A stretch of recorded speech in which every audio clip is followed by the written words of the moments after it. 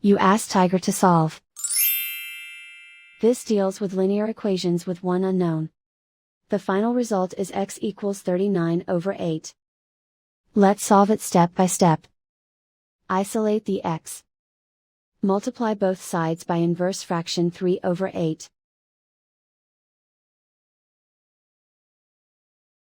Group like terms.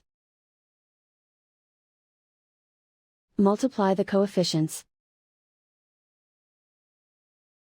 Simplify the fraction. Multiply the fractions. Simplify the arithmetic. And so the final result is x equals 39/8.